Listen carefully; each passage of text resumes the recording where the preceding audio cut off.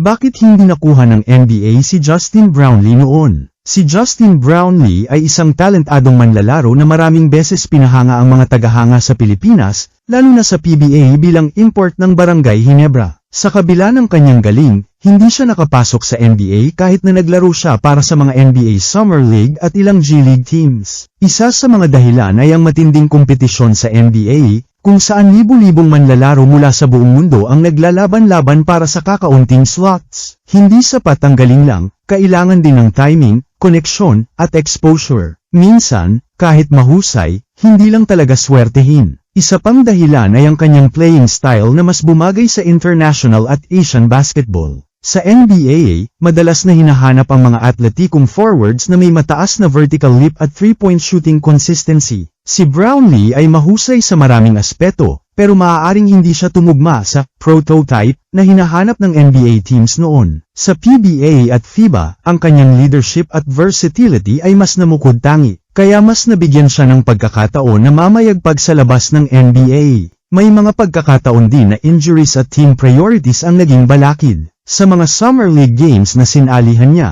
hindi siya nabigyan ng sapat na minuto para ipakita ang kanyang buong potensyal. Minsan, kahit sa G-League, mas pinapaboran ng mas batang prospects na draft picks ng NBA teams. Ito ay isang masalimuot na proseso na hindi palaging patas. Kaya kahit may talento si Brownlee, hindi siya nabigyan ng tamang tiyempo at pagkakataon. Sa kabila nito, hindi naging hadlang sa kanya ang hindi pagkapasok sa NBA. Sa Pilipinas, naging isa siyang alamat sa larangan ng basketball at hinangaan ng milyon-milyong fans. Nakatulong siya sa pag-angat ng Ginebra at naging mahalagang bahagi ng national team ng Pilipinas. Ang kanyang dedikasyon, puso, at respeto sa laro ang nagpapatunay na hindi lang NBA ang sukatan ng tagumpay. Mas pinatunayan niyang mahalaga rin ang pagmamahal ng fans at tagumpay sa international stage.